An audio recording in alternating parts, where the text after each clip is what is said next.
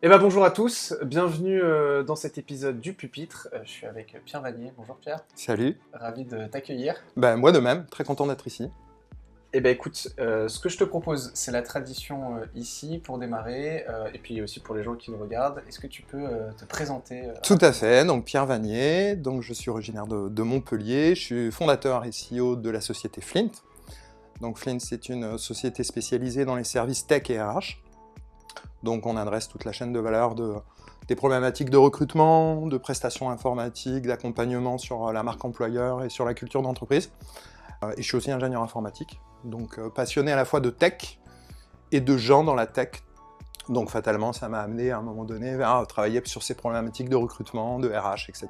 Moi, pour faire très rapide, je m'appelle Adrien Mogas, je travaille chez GetPro depuis 3 ans, je suis business manager et plus particulièrement en charge du développement du RPO, que tu connais très bien. Tout à fait. Chez GetPro. Et alors, ce que je te propose pour démarrer, c'est que tu m'expliques un peu ton parcours, on va le creuser, parce que tu as fait des choses... Creuse pas trop, quand même. On va tout creuser, mais on va quand même revenir sur quelques points, parce que tu as fait des choses assez variées, tu as fait de la formation, j'ai vu que tu as fait aussi de la musique. Ouais. Ça m'intéresse, tu as un passé d'ingénieur informatique, comme tu l'as dit, tu es passé en ESN, et puis après tu as créé Flint, qui est une entreprise qui est assez particulière, en tout cas qui a un modèle hybride qui est très intéressant. Ouais. Est-ce que tu peux me retracer un peu l'évolution qui t'a amené jusqu'à la création de Flint? Tout à fait. Alors moi, tout d'abord, je savais pas trop où je campais à la sortie du bac, machin, etc. Je crois que j'ai fait une première année de fac en physique, etc. Mais ce que je veux dire par là, c'est que je suis passé par une période entre 18 et 22 ans où je savais pas trop. Et je suis revenu en reprise d'études à l'université de Montpellier, où là, je suis allé jusqu'à un diplôme de master en maths et informatique. Donc, profil vraiment maths et info. Ça m'a vraiment passionné, cet aspect à l'université, surtout l'aspect vraiment fondamental, plus la technique. J'étais dans un IUP, la différence, c'est qu'on a beaucoup de... comme pas mal d'écoles aujourd'hui, on a beaucoup de techniques aussi, donc on mettait pas mal les mains dans le code, dans plein de langages différents, etc. Donc je suis sorti avec mon diplôme. Très vite, j'ai été chef de projet informatique dans une société à Montpellier. Et puis, par la suite, j'ai eu diverses expériences, diverses et variées, parmi lesquelles j'ai été directeur d'Epitech, directeur pédagogique d'Epitech à Montpellier, lorsque la branche montpelliéraine s'ouvrait. J'ai eu un magasin de musique, parce que je suis passionné de musique aussi, donc on pourrait en parler un bon moment, plutôt autour d'une bière. Et j'ai aussi... une brève expérience aux États-Unis, à San Francisco, où j'ai développé pour une startup, principalement du back-end, du Go, qui était en Go. Donc c'était une expérience qui était courte, 6 mois, mais en 2015, et déjà complètement dans la problématique remote et en présentiel aussi, puisque j'étais en France et je faisais des voyages réguliers entre la France et San Francisco. J'ai travaillé dans une ESN à mon retour de San Francisco. Puis il y a 2 ans, j'ai décidé de monter Flint, principalement parce que donc, Flint, c'est une sorte de SN hybride, comme tu l'as dit, où on adresse beaucoup de choses qui sont en rapport avec les problématiques de recrutement des entreprises, spécifiquement dans le domaine de la tech. Et puis, je voulais imprimer ma vision, parce que j'en ai parlé dans une autre vidéo. La volonté entrepreneuriale, c'est aussi à un moment donné vouloir imprimer sa patte ou sa vision sur une industrie ou un secteur d'activité. Et donc Flint, aujourd'hui, on fait à la fois de la prestation informatique, donc on a des consultants qu'on positionne chez nos clients sur des missions sur lesquelles on espère qu'ils s'épanouissent, en tout cas c'est notre souhait, et on fait aussi du recrutement. Tu as parlé aussi de cet aspect RPO que GetPro aussi fait super bien depuis plusieurs années, je crois. RPO, c'est Recruiting Process Outsourcing, c'est finalement avoir un consultant Talent Acquisition qui est là pour renforcer les équipes à des moments clés de l'entreprise où elle doit scaler énormément. Et puis on fait aussi des podcasts, ça c'est venu pendant la période du Covid où fatalement on était tous un petit peu isolés, etc. Quelqu'un m'a d'abord invité à un podcast, et puis l'idée faisant son chemin, je me suis dit pourquoi pas faire un podcast ou lancer un podcast. Donc on a 2 podcasts, on a un podcast qui s'appelle Refactor où on discute avec des devs, des gens dans la tech. On a essayé de donner autant de place aux femmes qu'aux hommes pour essayer d'être dans le prosélytisme et avoir plus de femmes dans la tech.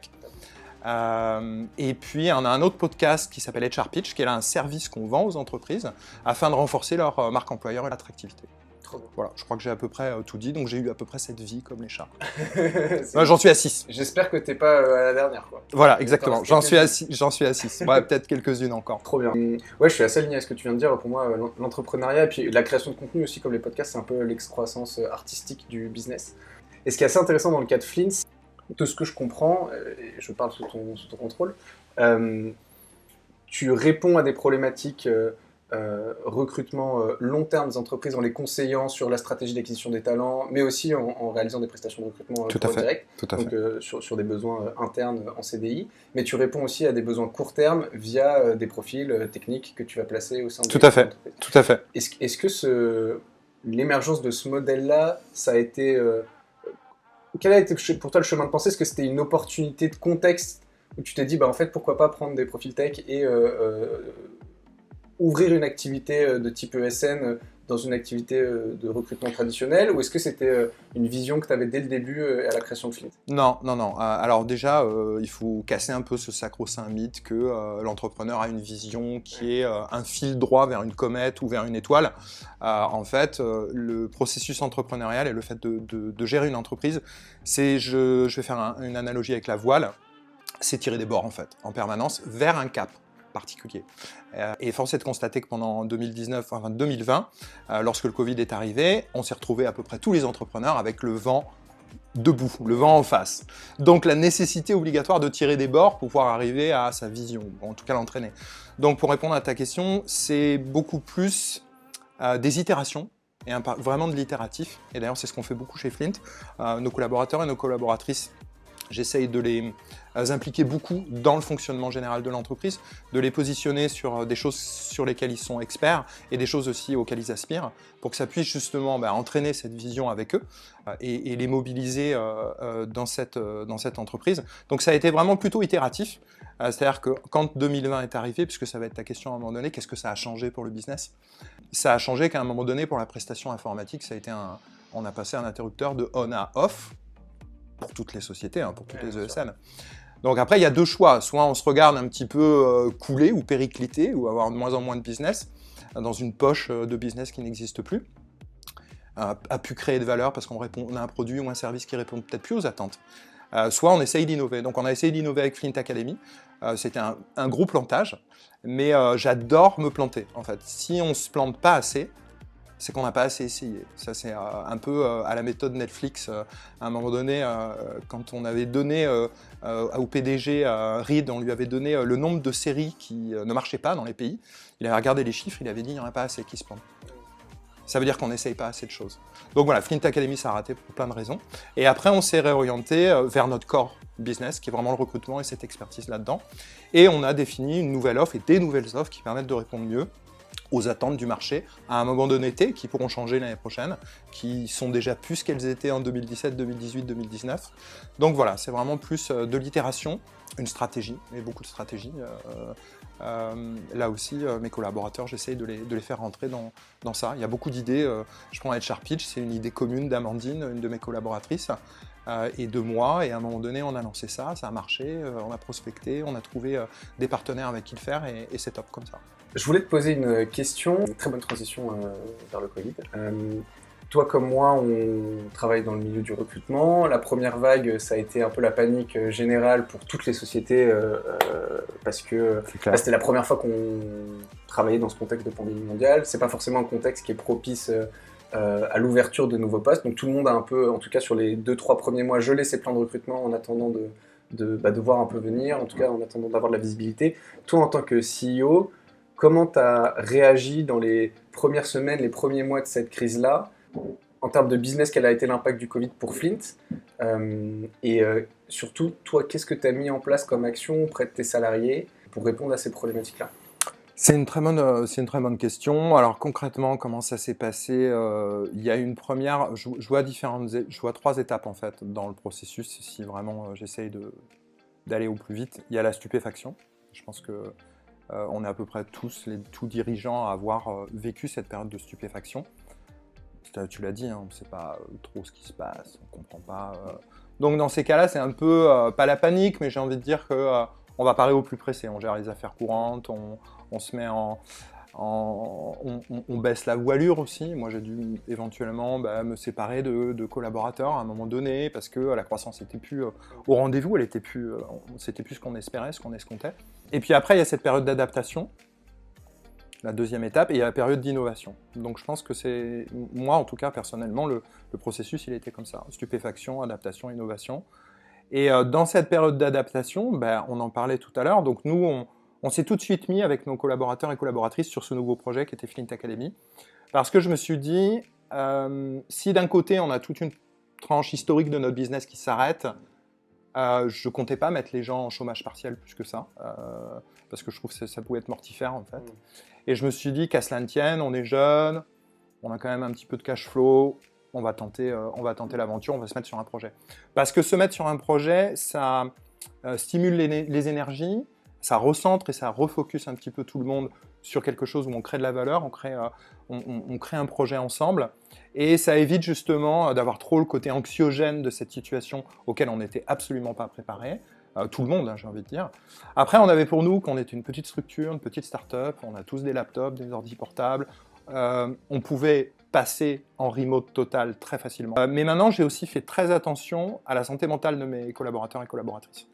Parce que j'y ai été frotté, moi aussi, à un moment donné, par des gens que je connais, qui ont fait des burn-out, qui ont fait des situations de santé mentale difficiles à cause du travail. Et je me suis dit très vite, cette situation très anxiogène du Covid, qui arrive directement, il faut faire attention à mes collaborateurs. Parce que le trésor d'une entreprise, c'est ses collaborateurs. Si tout le monde commence à être dépressif, anxieux, à partir en panique, en crise d'angoisse, etc., ça ne marche plus. Donc j'ai fait quand même attention, d'une part, à mes consultants, à nos consultants qui étaient positionnés chez nos clients, mais du coup qui étaient aussi chez eux. Donc ça passait par beaucoup de contacts réguliers avec eux, prendre la température, savoir comment ils allaient, etc. Et puis nos collaborateurs du staff interne aussi, d'être beaucoup plus à l'écoute, et en tout cas très prudent par rapport à cette chose-là. Et ensuite, donc je le disais, innovation, c'est chercher des nouvelles choses, parce que je pense que dans des situations comme ça, même si, bon, on a toujours cette idée du caractère chinois qui veut dire risque et opportunité en même temps, même si je crois que c'est pas foncièrement vrai. Enfin, j'aime bien cette idée de dire que dans toutes les périodes de crise, c'est la voie de la facilité, c'est de s'enfermer et de faire la politique de l'autruche, nez dans le sable. La voie, à mon avis, salutaire, c'est la voie de la création de valeur par l'innovation. Et ça, c'est ce qu'on a choisi. Et je pense que GetPro aussi, là-dessus, on est assez aligné sur pas mal de trucs. Tu vois, nous, on a eu un gel pendant 2-3 mois. Alors, on a quand même eu de l'activité. La tech est quand même un secteur qui a plutôt bien résisté. Surtout à Paris, hein, quand même, capitale aussi. Donc, voire même pour certains bénéficier. Il y a eu aussi tout ce qui était e-commerce, tout ce qui était digital et pur digital player, ça a super marché. Et donc on a quand même réussi à bien résister, mais on a eu quand même une baisse d'activité pendant 2-3 mois. Mais c'est aussi ce qui nous a permis de travailler des fondamentaux sur lesquels on n'a pas le temps de se pencher. Tu vois, on a refait la plateforme de marque, on a fait des stratégies de contenu. Et c'est quelque chose dont on bénéficie maintenant aussi.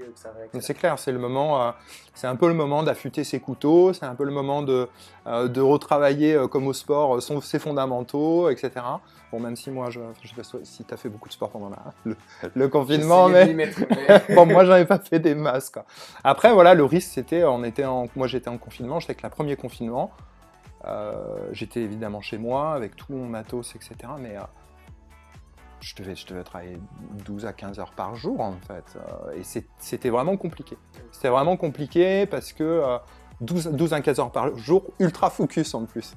Prospectivement, quand je regarde cette situation, je me dis, t'as pas été très prudent parce que t'aurais pu claquer, t'aurais pu...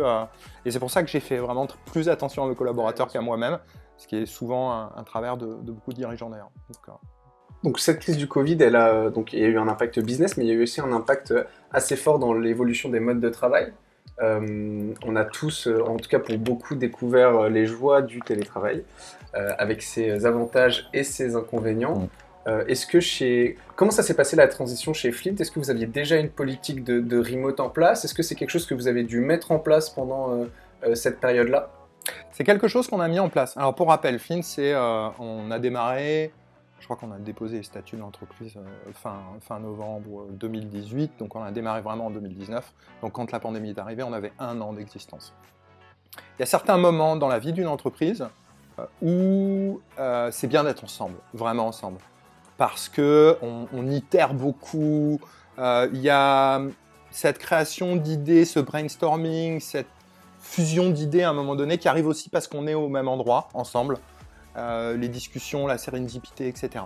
Donc il n'y avait pas encore de politique de charte télétravail, etc. On ne l'avait pas encore mise en place, parce qu'en fait on s'éclatait ensemble en fait. Et puis on est tout petit, on était une équipe de 3-4 personnes, pas plus, donc on n'avait pas le besoin de faire ça. Mais effectivement, dès que c'est arrivé, on en a créé une, d'ailleurs avec Elodie qui est notre RH et Office Manager, et qui est en plus psychologue du travail, donc ça aide aussi. On a mis en place une charte de télétravail où c'était un petit peu libre à chacun d'organiser un petit peu ses jours de présentiel et ses jours à la maison. En revanche, il y a différentes choses, mais on le reverra avec plus de tes questions, mais il y a beaucoup de choses à adapter en fait. C'est pas simplement on prend son laptop, on va chez soi en fait. Il y a le management, il y a la communication. On ne communique pas de la même manière, on est dans la communication asynchrone et non synchrone la plupart du temps. Certaines personnes ne savent pas le faire. On a la chance chez Flint d'avoir un staff qui est très technophile. Ça n'empêche pas de régulièrement qu'on les mette à jour en faisant des formations sur nos outils, etc. On a des outils très modernes qui nous permettent de vraiment travailler au niveau collaboratif en remote comme en présentiel de la même manière. Mais ça n'empêche que tout le monde n'est pas Flint et il y a pas mal d'entreprises, je pense à des PME qui ont déjà pas mal d'historique, pas mal de legacy. La contrainte du passage comme ça en remote, du télétravail, elle est beaucoup plus une composante humaine qu'une composante d'outils. Avant tout, c'est une composante humaine, une psychologique et d'état d'esprit. Il y a de très bons ouvrages de David and Meyer Hanson, qui est le fondateur du framework Ruby on Rails, qui a travaillé avec Jason Fried, c'est les fondateurs de Basecamp, la société américaine, et ils ont sorti plusieurs livres, donc Remote, Doesn't Have to Be Crazy at Work et Rework, 3 ouvrages qui sont justement des ouvrages prospectifs sur la façon dont on travaillera dans le futur. Donc ils ont été presque annonciateurs, parce qu'ils étaient pré-Covid, et je les avais lus bien avant et j'avais trouvé vraiment leurs idées super intéressantes. Dans un de ces ouvrages, il dit « on passe pas en télétravail ou en remote pour les mauvaises raisons, pour faire des économies ou pour pouvoir délocaliser, etc. » On en reparlera, mais il faut avoir des bonnes raisons pour parler remote. Et la pandémie, ça n'a pas été du remote ou du télétravail. Ça a été des situations de confinement dans une période de crise. C'est quand même pas la même chose. C'est pas du tout la même chose. C'est justement un peu la question que je voulais te poser. Il y avait déjà avant le Covid une tendance de fond vers l'instauration d'une politique de télétravail parce que c'est une demande quand même des collaborateurs, des salariés depuis plusieurs années. Mais là, la pandémie a engendré une situation où on a tous switché, enfin en tout cas pour beaucoup de gens, switché du présentiel 5 jours par semaine à uniquement du télétravail chez soi. Au début, en plus, pas forcément équipé pour pouvoir bien le faire. Est-ce que c'est pas la pire manière d'avoir un premier contact avec le télétravail? Et je sais que pour beaucoup, il y a eu des sujets de fraîcheur mentale à cause de ça, parce que ça n'a pas du tout été graduel, ça a été vraiment du jour au lendemain. Ouais, totalement. Tu te retrouves chez toi 5 jours par semaine, avec ton ordi portable dans ton canapé. Tu as tout à fait raison. En fait, j'ai remarqué que les évolutions majeures de société s'effectuent souvent dans des crises ou durant des crises. Et effectivement, souvent pas de la façon dont nominalement on aimerait la voir, graduellement, etc. C'est souvent des évolutions par à-coup. Donc la pandémie nous a précipités dans des changements structurels, organisationnels, avec effectivement l'impossibilité sanitaire, physique de se retrouver au même endroit pour créer de la valeur et pour travailler. La notion de travail, etc. On est ensemble dans le même open space qui était encore là aussi issu d'autres. Avant c'était usine, on avait des cubiques, après on a eu des open space et puis après on a eu la pandémie. Et on a éclaté tout ça. Donc, mais il y a quand même certaines entreprises qui étaient déjà différentes dans leur modèle de fonctionnement que nos entreprises traditionnelles où on est tous ensemble. Justement, c'est pas mal d'entreprises américaines, mais je vais penser de start-up ou de scale-up qui se sont créées, qui vont être des digital natives avec des générations YZ qui se sont créées dans les années 2005, 2010, 2015. Un certain nombre d'entre elles ont démarré dans ce qu'on appelle le mode distribué, où en fait elles ont leurs collaborateurs qui sont distribués justement sur un territoire X, et ils ne sont pas ensemble, c'est le principe. Voilà, ils sont géographiquement distants. Ça n'empêche pas qu'ils peuvent se retrouver de manière... parce que c'est quand même important, notamment pour créer du lien, mais on pourra en reparler. Ils se retrouvent, ils font des retraites, ils font des séminaires ensemble, ils font des vacances ensemble, où ils font des choses où ils recréent du lien, où ils ont ces moments de partage où ils sont ensemble. Mais on a été effectivement complètement précipité là-dedans, sans y être préparé. Et aujourd'hui, on est mi-2021, il y a plus de vaccinations, on espère en tout cas revenir vers des conditions plus standard, entre guillemets, je pense ça va être vraiment le moment où on va se retourner sur ce qui s'est passé et où on va envisager de manière plus pérenne, en fait, l'avenir. Qu'est-ce que ça va devenir? Parce que j'ai remarqué qu'il y avait trois catégories, d'entreprises. Il y avait des entreprises qui vont offrir de l'hybride. Tu peux venir au bureau, tu viens pas au bureau, etc. Il y a du télétravail, etc. Il y a les entreprises qui sont complètement distribuées, complètement remote et qui vont le rester. Et bien, il y a les entreprises aussi, ça va être le plus compliqué, qui vont décider de faire revenir tout le monde et qui seront complètement pas remote et complètement plus de télétravail. Et éventuellement l'oublier et le reléguer aux symptômes du Covid. Donc, l'hybride, c'est compliqué.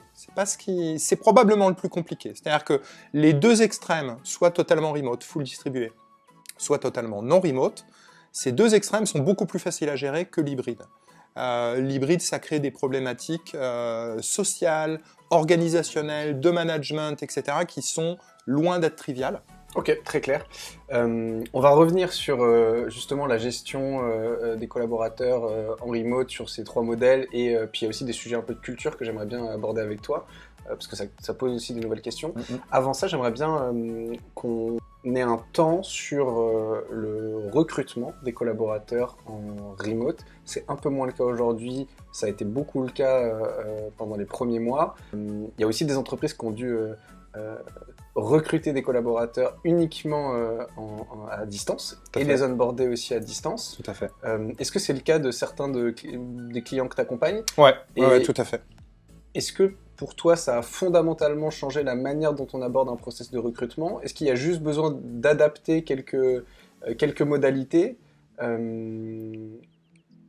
Ça a été quoi l'impact pour toi, tu vois, de ce fait-là, du fait de faire une proposition de CDI à quelqu'un sans l'avoir rencontré en physique et serrer la main? Est-ce que ça a été une adaptation facile pour tes clients ou pas du tout? Et qu'est-ce que tu as dû mettre en place pour les accompagner sur ce sujet-là? C'est une super question, c'est vraiment du cas par cas. Flint, de par sa position de société de services RH et tech, on a accès à une typologie de sociétés partenaires qui est complètement hétérogène, du très grand compte, très rigide, avec des politiques au niveau du groupe, au niveau mondial, etc., jusqu'à la toute petite start-up. Et en fait, la seule règle, c'est qu'il n'y a pas de règle. C'est-à-dire qu'en fait, on peut très bien avoir un grand groupe qui est déjà très avancé sur les pratiques et qui met en place, de par sa puissance, notamment financière, des process et qui embrasse, entre guillemets, cette culture du remote, t'en as parlé aussi, où on peut se retrouver avec des startups qui vont être gérées peut-être par un dirigeant un petit peu old school et qui va dire non, moi je veux tous mes salariés, pour une raison d'ailleurs, en fait, je n'ai pas à juger. Il y a des entreprises qui ont besoin, une entreprise qui va être en mode très R&D, très pur R&D pendant un momentum de sa vie d'entreprise, elle aurait très bien, elle peut avoir besoin légitimement d'avoir ses collaborateurs proches. Je rigolais, mais je pensais à ça. J'avais un potentiel client en Norvège qui était intéressé par un des candidats qu'on avait. Mais le problème, c'était qu'on était en Norvège sur un système embarqué pour la pisciculture, donc les saumons, les machins, etc. Et en fait, ça se fait physiquement pas se faire en remote parce qu'en fait, c'est de l'embarqué. Donc, il fallait être proche des machines, de l'outillage, des machineries, des programmes, des softwares et de tout ce qu'il y avait en embedded. Donc, c'était pas possible. Donc, c'était assez marrant. Donc, il y a des choses qui sont rendues possibles. Mais au-delà de ça, en fait, pour répondre à ta question, tu dis est-ce que c'est une simple adaptation des process, machin, etc. Non, je pense pas. C'est-à-dire que ça, je pense que ça a été bon dans la période d'adaptation, post-Covid, aux abris, etc. Il faut s'adapter. Je pense qu'aujourd'hui, c'est plus quelque chose qui se réfléchit en accord justement et en partenariat avec ses collaborateurs et qui va remettre en question beaucoup de choses sur la culture d'entreprise, sur les process internes, comme tu l'as dit, intégrer un nouveau collaborateur à distance, est-ce qu'on s'autorise à le faire ou pas? Qu'est-ce que ça donne ou pas? Ça va poser des questions de grille de rémunération et de grille salariale. Est-ce qu'on peut, et c'est une question légitime, ou est-ce qu'on doit rémunérer au même niveau de rémunération quelqu'un qui aurait le même poste à Paris ou quelqu'un qui aurait le même poste dans un département en région? où la vie est beaucoup moins chère. Donc ça pose des questions fondamentales de l'entreprise elle-même, sur lesquelles elle a besoin à un moment donné, en introspection, de se poser des vraies questions, et pas simplement des bouts de ficelle ou des rustines sur des process. Donc je crois que c'est beaucoup plus profond que ça. Ça va chercher la culture d'entreprise. Pourquoi ? GetPro s'est peut-être posé la question, moi je me suis posé en tout cas légitimement la question. Est-ce que, maintenant que le remote est là, est-ce qu'on s'autorise à peut-être embaucher des gens dans des pays où c'est beaucoup moins cher ? L'Europe de l'Est, l'Inde, etc. Est-ce que ça fait partie de nos valeurs ? Est-ce qu'on veut le faire ? Est-ce qu'on le fait pas ? Est-ce qu'on est aligné avec ça ou pas ? Donc ça pose tout un tas de questions. Ça pose des questions culturelles aussi pour nous, la France, où à un moment donné, il faut quand même s'apercevoir que les générations entre Q et X sont plutôt mauvaises en anglais et en maîtrise de la langue anglaise, ce qui du coup leur donne un handicap dans la compétition globale au talent, où voilà, la petite PME standard en France va pas forcément adopter l'anglais comme langue de travail officielle. Donc du coup, ne peut pas forcément attirer des talents du monde entier, parce que c'est le français avec tout le monde parle pas français. Est-ce que tu penses que c'est un frein dans la compétition mondiale à venir ? Évidemment. Okay.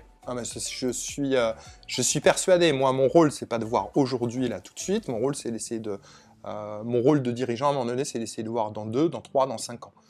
On a, et bon, là, je vais pas rentrer là-dedans, mais on a un système de leadership et de gouvernement, à un moment donné, qui n'a pas pris la mesure du retard à l'allumage qu'on a sur les transformations, non pas digitales, mais les transformations de nos organisations en termes de management, qui est très souvent hiérarchique, purement horizontal, avec des arbres à 50 branches, 50 niveaux, de l'over-processisation de toutes nos organisations, des problématiques de middle managers qui ne sont pas accompagnés, qui souvent...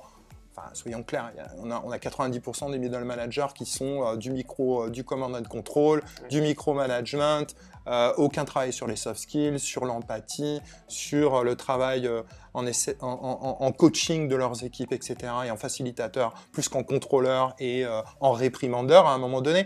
Donc on a beaucoup de retard là-dessus, par rapport à des entreprises anglo-saxonnes ou même européennes, qui avancent beaucoup sur leur transformation organisationnelle. Aujourd'hui, on est très en retard en France. Et ça, c'est un problème interne, donc endogène et exogène. Endogène parce qu'on ne saura pas en interne vraiment continuer à attirer et à faciliter le mouvement des collaborateurs entre entreprises, parce qu'aujourd'hui, il y a plein de candidats qui ne veulent pas aller dans plein d'entreprises. Parce qu'aujourd'hui, on les connaît grâce aux réseaux sociaux, parce qu'aujourd'hui, on connaît les managers, on connaît la façon de manager, on connaît les organisations, on connaît les valeurs, on connaît les stacks, on connaît tout d'une entreprise avant d'y rentrer, en fait. Ça, on ne le savait pas avant. Donc, on crée une rigidité au niveau de l'emploi, du recrutement et de la mobilité entre entreprises, etc. Ce qui fait que ça va être compliqué déjà en interne, et ça va être compliqué dans la bataille mondiale aussi, par rapport à la France, et son rang au niveau de l'Europe et ensuite de la bataille mondiale, parce qu'à un moment donné, on n'est pas capable d'attirer ces talents, parce qu'on n'est pas capable de les attirer sur le plan salarial.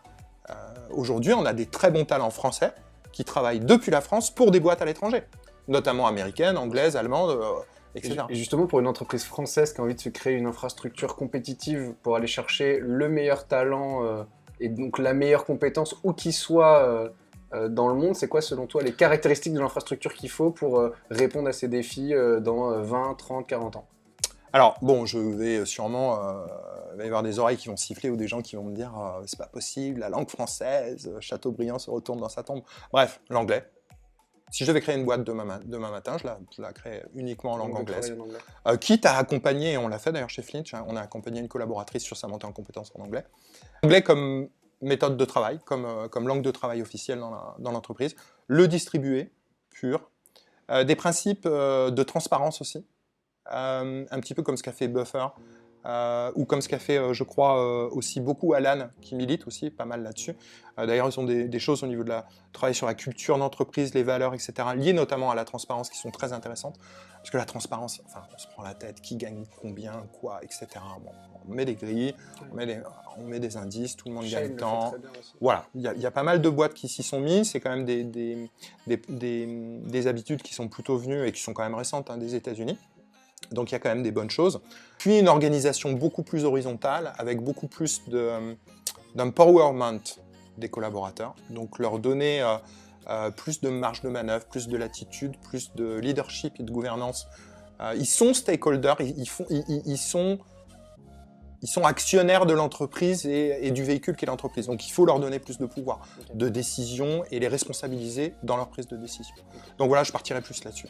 Ok. Et est-ce que tu penses que tout le monde est adapté à cette infrastructure-là et ce mode de collaboration? Je te donne un exemple. Par exemple, je sais que Alan, pour revenir sur ce qu'ils font, eux, ce qu'ils cherchent chez leurs collaborateurs, c'est aussi des capacités rédactionnelles très avancées parce que la communication asynchrone nécessite le fait d'être très à l'aise dans la manière de driver un projet sans faire des meetings. Est-ce qu'il y a, selon toi, il y a d'autres caractéristiques intrinsèques au talent que tu vas recruter pour qu'il soit performant dans cette organisation nouvelle? Je crois qu'il faut beaucoup plus considérer la formation des collaborateurs et des collaboratrices. La formation, ça peut prendre un échantillon de facettes multiples. Oui, la formation et les actions de formation des salariés dans le cadre légal, etc. Très bien. Mais aussi des temps de lecture, des temps de réflexion, des temps à rien faire aussi, parce qu'on se forme en ne faisant rien, en fait. Des fois, on a besoin juste que son cerveau avance tout seul, en fait. La nuit étant le meilleur des exemples de ça, en fait. Le sommeil, en tout cas. Donc, je dirais beaucoup d'accompagnement, beaucoup de pédagogie. Nous, on essaye de le faire. Parce qu'après, à un moment donné, c'est beau de taper sur l'organisation à la française, sur la hiérarchie, sur le management, etc. Je prends un exemple, puisque c'est dans notre secteur, dans la tech, dans le software, etc. Combien de tech lead ou de lead dev ou de senior développeurs, etc. ont été parachutés managers?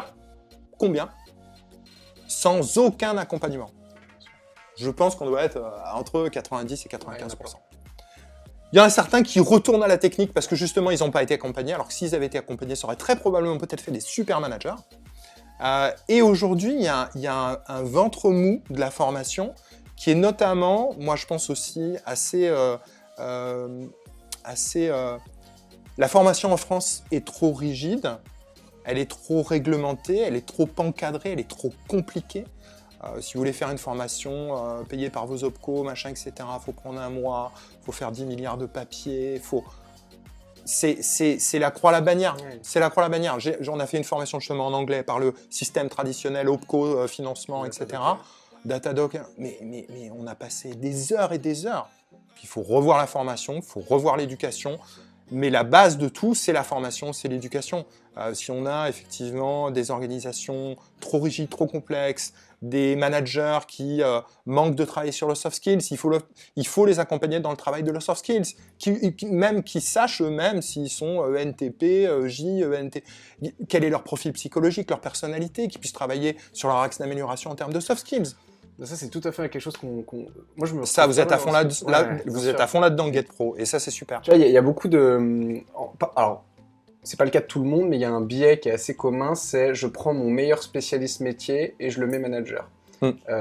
Alors que c'est des fonctions et des rôles qui sont complètement différents, et souvent, d'ailleurs, le meilleur expert va pas forcément être le meilleur manager. Tout à fait. Ça fait pas du tout appel aux mêmes compétences. Il y a des gens qui ont les deux et qui sont un peu... Ils sont rares. Qui sont rares. Des oiseaux rares. Mais parfois, on peut avoir tendance, en tout cas c'est un biais, à prendre... Et en fait, ça donne des très mauvais résultats. Et souvent, les très bons techniciens, ils préfèrent se spécialiser dans la technique et pas forcément gérer des équipes. Et à l'inverse, tu as des managers exceptionnels, mais qui sont plutôt des généralistes et qui sont pas super bons. Et chez GetPro, ce qu'on fait beaucoup avec le département de Science, on a des chercheurs en psychologie comportementale qui accompagnent nos clients sur déjà quel est ton ADN de groupe et ensuite individuellement comment via la psychométrie actionner les bons leviers parce que tu vas pas driver une personne ou une autre avec les mêmes leviers.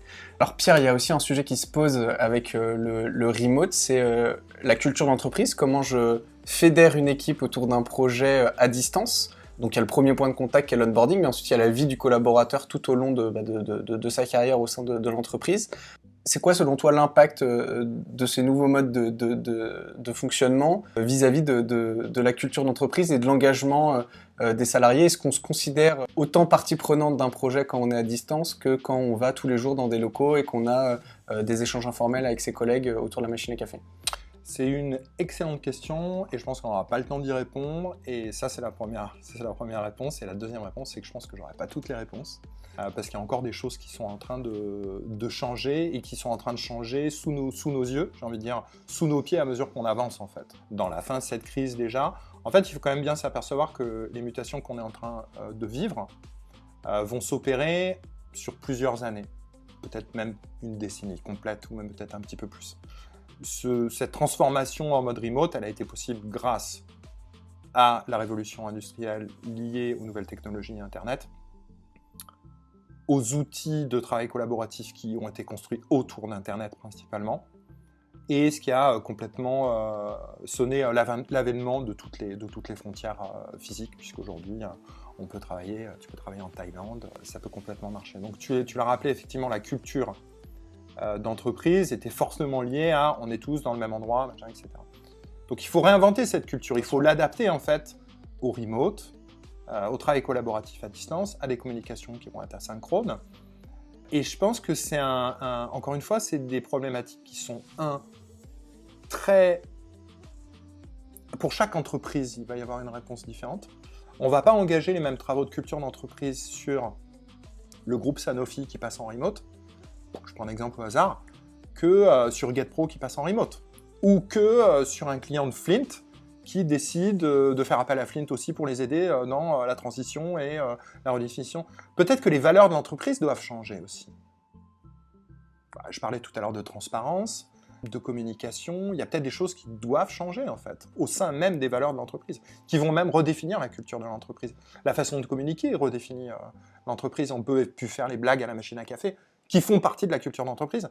On va les faire différemment, on doit écrire différemment, on a de la communication formelle, tu le disais tout à l'heure, il faut avoir des formations autour justement de la façon de bien écrire, je crois qu'Amazon a beaucoup travaillé là-dessus, pour de la création de contenus qui sont intelligibles et de bonne qualité. Il va falloir réinventer aussi les organisations avec la réunionité aiguë. Moi, je connais des entreprises qui ont moins de 10 ans, et il n'est pas possible d'avoir une journée sans 3 ou 4 réunions. Donc ça tue le travail, on ne peut plus travailler. Parce qu'en fait, les gens se sont dit, on est en remote, on ne se voit plus, on ne sait plus qui fait quoi, donc il faut faire des meetings. C'est de la folie furieuse. C'est pas la question de se dire est-ce qu'il faut faire un meeting ou pas, c'est la question de se dire c'est pourquoi au diable on fait un meeting. Donc pour répondre à ta question, la culture d'entreprise, comme tu l'as dit si justement, elle commence dès le processus de recrutement, j'ai envie de dire même dès le premier appel à un candidat, la première bribe de communication avec un candidat, une candidate, c'est le début de la culture et de la relation qui s'installe entre le collaborateur. Et je pense que ça va peut-être clore un petit peu tout ça, mais ça pose aussi la question de la valeur travail, comme on en avait parlé aussi déjà ensemble. Aujourd'hui, on voit de plus en plus de modes de travail différents.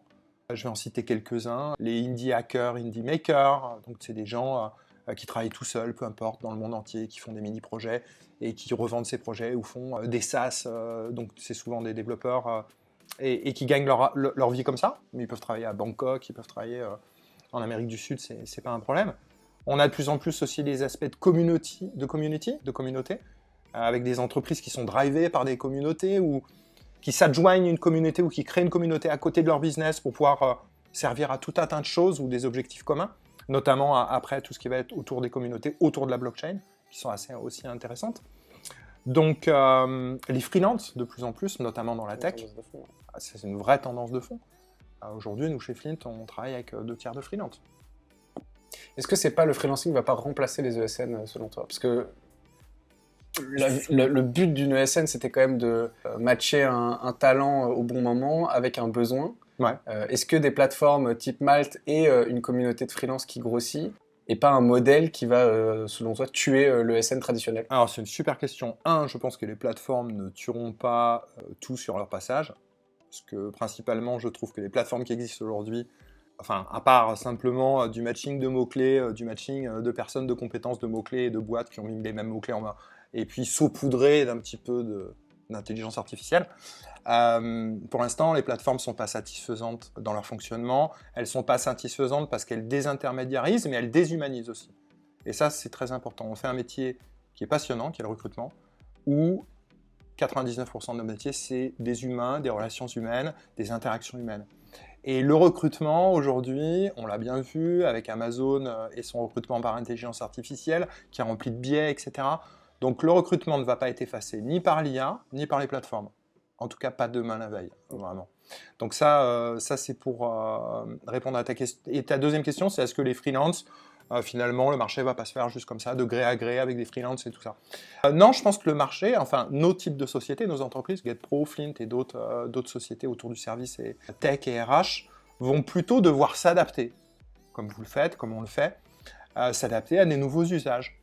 Aujourd'hui, on devient beaucoup plus des agents de professionnels autour de la technologie, où on va devoir, et on est à la limite entre les agents, les psys, pour nos clients, nos partenaires, et pour nos candidats, finalement. On doit détecter des opportunités, créer des opportunités. On doit être aussi pédagogue, et on doit être force de proposition, mais aussi de pédagogie, c'est-à-dire accompagner nos clients dans voir les possibles, au lieu de voir les impossibles. Avec les fameuses fiches de poste, aujourd'hui, si on lit une fiche de poste, je lisais quelque chose où il y avait un gars qui disait « Candidatez si vous avez 50% de ce qu'il y a sur l'offre ». Parce que sachez bien que la personne qui a 100% n'existe pas. Ouais. Donc, je crois qu'on doit tous s'adapter. Notamment aussi, peut-être les freelances. S'adapter aussi, je crois que il ne faut pas être manichéen. On ne va pas tout jeter d'un coup, tout ne va pas se transformer d'un coup. Les freelances ne vont pas avoir tout ce qu'ils demandent d'un coup aussi. Et je pense qu'il faut garder une certaine... la voie du milieu me semble quand même assez intéressante, en fait. D'essayer de comprendre les attentes de chacun et aller vers des choses qui sont consensuelles et des terrains d'entente pour pouvoir avancer ensemble sereinement. Mais, et les plateformes, aujourd'hui, moi, j'y crois, mais pas telles qu'elles sont construites aujourd'hui. Le gros problème des plateformes, c'est qu'elles sont construites par la techno uniquement. Les plateformes, en fait, elles réussiront parce qu'elles sont créées par des humains.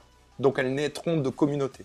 Et c'est ce qu'on essaye de faire. D'ailleurs, on est en train de lancer un tout petit produit, un tout petit MVP, qui est une communauté sur invitation de recruteurs externes, où on va pouvoir partager plein de choses, des bonnes pratiques, des infos, etc., mais aussi partager des super candidats. Parce qu'il n'y a rien de pire pour un recruteur d'avoir un super candidat et de ne pas avoir le besoin en face. Donc voilà, ça vient de se lancer, on a déjà plusieurs utilisateurs qui sont... Génial, comment ça s'appelle ? Recruiter's Place. Ok. Voilà. En avant-première. Hein. C'est une exclue. Il y a un sujet que j'aimerais bien aborder avec toi pour conclure, c'est... tu parlais tout à l'heure d'entreprises qui font des grilles, parce que c'est plus transparent, ça favorise aussi l'inclusion. Le fait de... Tu m'amènes dans un terrain dangereux là. Non, t'inquiète pas. Le fait d'onboarder, de recruter des personnes aussi en full remote et donc... où ton terrain de jeu, c'est le monde. Ça implique aussi le fait qu'ils aient des coûts variés. En tout cas, eux, qu'ils aient en tout cas des... Le coût de la vie est différent. Le coût de la vie est différent. Toi, ta vision, c'est plutôt je vais aller pondérer mes grilles de rémunération en fonction de la localisation, ou c'est plutôt je fais une grille où je budgète quelque chose qui répond à un besoin et si la personne est au Bangladesh, tant mieux pour elle parce qu'elle a accès à un super salaire très compétitif, parce qu'elle répond bien à ce besoin et qu'elle a le même niveau de compétence, ou alors au contraire, il faut tenir compte de ces disparités locales. Je pense qu'il faut tenir compte des disparités locales, parce que sinon, je pense qu'on inscrit une sorte d'inégalité. Tout en sachant que ce que je vais dire, encore une fois, n'est pas figé dans le marbre, parce qu'encore une fois, on avance sur des œufs, sur des situations qu'on ne connaît pas, qu'on ne maîtrise pas. Il y a aussi un cadre réglementaire, aujourd'hui, qui n'est pas prêt, il faut bien le savoir. On a nos politiques nationales, on n'a aucune politique globale du marché du travail, on a encore moins une politique fiscale généraliste, standardisée et interopérable. Enfin, tout ça est un gros problème. Il n'y a pas non plus pour les entreprises de cadres qui soient internationalement reconnus, etc. etc. Donc, pour répondre à ta question, je pondérerai effectivement en fonction des lieux de vie ou des choix de vie. Mais encore une fois, ça doit se faire aussi en bonne intelligence et ça participe aussi d'ailleurs de la culture d'entreprise. C'est pour ça que la transparence peut être intéressante à ce niveau-là. C'est-à-dire qu'effectivement, quelqu'un qui va travailler, un collaborateur qui va travailler en Tanzanie, au Bangladesh, tu as choisi le pire, je crois que c'est le 2e ou le 3e pays le plus pauvre du monde, mais, et quelqu'un qui va faire le choix de vivre en Californie du Nord, ça ne sera pas les mêmes choses. Il y aura des choses d'ailleurs que les entreprises pourront se permettre ou pas. C'est-à-dire que si demain, un de mes collaborateurs ou collaboratrices me dit écoute Pierre, j'ai envie de vivre dans le centre de Londres et tu comprends, les loyers sont quand même un petit peu chers, donc il va falloir multiplier par 6 ma rémunération. Ça va pas fonctionner en fait. Ouais. Du coup, je pense qu'il faut... ça risque d'être assez compliqué et ça risque de créer encore une fois des frictions dans le marché et des tensions dans le marché qui vont arriver là par contre rapidement. C'est-à-dire que déjà on le voit, je sais pas si tu l'as ressenti, mais dans les recrutements, c'est plus compliqué. Oui, bien sûr. Les gens, par exemple, le remote first et les entreprises qui doivent obligatoirement proposer du remote, parce que les collaborateurs en face ne veulent pas faire autrement, ça crée une friction dans le marché et du sable dans les rouages, en fait. Donc ces problématiques-là aussi de rémunération, on voit les rémunérations qui s'envolent, les demandes de rémunération qui s'envolent, pour des gens qui ont fait le choix d'aller habiter dans des régions en France où on sait qu'effectivement leurs charges vont être beaucoup plus faibles. Ils ne vont pas avoir aussi tout ce qui va être coût de transport, perte de temps de transport, etc. etc., etc. Donc c'est des problématiques qui sont sociales, fiscales, légales, organisationnelles et épineuses, sur lesquelles il faut faire avancer doucement. Mais bon, alors après je vais être un petit peu cynique, j'espère que les partenaires sociaux seront là pour discuter avec nous de tout ça, mais je pense encore une fois qu'on a beaucoup de retard et qu'on n'avance pas assez vite. On est déjà en train de se préparer pour ce qui s'est passé en fait avant-hier, alors qu'on devrait plutôt être déjà dans le présent ou même pour demain. Je voulais te poser une dernière question, Pierre. Si on fait un exercice de projection, ce qui est très très difficile parce que c'est très dur de prévoir le futur, et si d'ailleurs il y a 5 ans on nous aurait dit Covid, on aurait tous bien rigolé. Mais si je te demande de faire cet exercice et de te projeter dans le monde du travail en 2050, avec tes informations et les éléments que tu as actuellement, selon toi il aurait quelle forme? Alors déjà 2050 est beaucoup trop loin en fait. Premièrement c'est impossible à dire, donc ça va être juste mon jugement personnel. Tu penses que dans les années 90 on n'aurait pas pu prévoir quelques caractéristiques du marché de l'emploi actuel? Très compliqué. Très compliqué, enfin toi tu l'as probablement pas connu, mais dans les années 90, on était peu ou prou pas loin d'un copier-coller des années 70, et finalement t'avais Jean-Michel à la machine à café qui fumait sa clope et qui disait à sa secrétaire de faire attention aux dossiers et de bien les ranger la prochaine fois parce que sinon ça allait barder. Donc ça, on a quand même beaucoup évolué là-dessus, et on est encore loin du compte en termes de beaucoup de choses, hein, social, inclusivité, diversité. Il n'y a pas une photo dans la tech où je regarde où t'as pas 2/3 ou 3/4 de mecs en costard-cravate, donc on est encore vraiment très inscrit dans des stéréotypes. Donc, pour répondre à ta question, je pense que le monde du travail et la façon dont on crée de la richesse et de la valeur pour la société vont foncièrement changer dans les 10 à 20 années à venir. On sera sur des micro-économies, des micro-niches. On le voit aujourd'hui, les influenceurs, la creator economy, les decentralized autonomous organizations, donc les organisations décentralisées autonomes qui sont issues de la blockchain. Beaucoup de choses aujourd'hui sont on peut créer, demain tu peux créer en Lettonie ou en Lituanie une entreprise complètement dématérialisée, hébergée fiscalement en Lettonie, etc., mais complètement numérique, sans papier, sans rien. Donc tu peux en créer une aussi bientôt dans le Wyoming, où tu vas pouvoir créer une DAO dans le Wyoming, parce qu'ils sont en train de faire coller les DAO avec les structures juridiques, sociales, physiques. Tu vas pouvoir avoir des actionnaires qui seront peut-être des communautés ou des groupes. Donc tout ça va énormément changer, parce qu'en fait on se globalise sur toutes les problématiques liées au recrutement, au travail, au monde du travail, aux organisations et à la création de valeur. On se globalise totalement et on se granularise. C'est-à-dire qu'en fait, là où avant on avait des grosses entités bien compréhensibles, nationales, européennes, supranationales, des syndicats, etc., aujourd'hui une bonne communauté aura beaucoup plus de puissance qu'un syndicat, parce qu'elle sera beaucoup plus visible sur les réseaux sociaux, etc. Donc on est à l'aune de vrais changements organisationnels, sociaux, de profondeur, qui sont passionnants finalement. Donc c'est vraiment passionnant d'être témoin de ça. Donc en fait, on sera là en 2050, en tout cas toi sûrement, peut-être pas moi.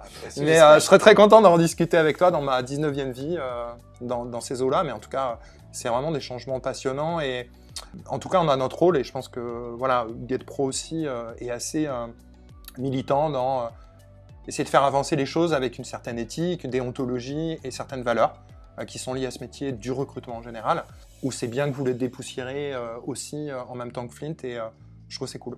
Voilà. Et puis il y a largement de la place pour deux, et il y a du boulot. Il y a du boulot, c'est clair. Merci en tout cas. Et merci beaucoup Pierre d'être venu. Et merci à vous de nous avoir écoutés. Merci à tous, et puis je te dis à bientôt. Ouais, avec plaisir.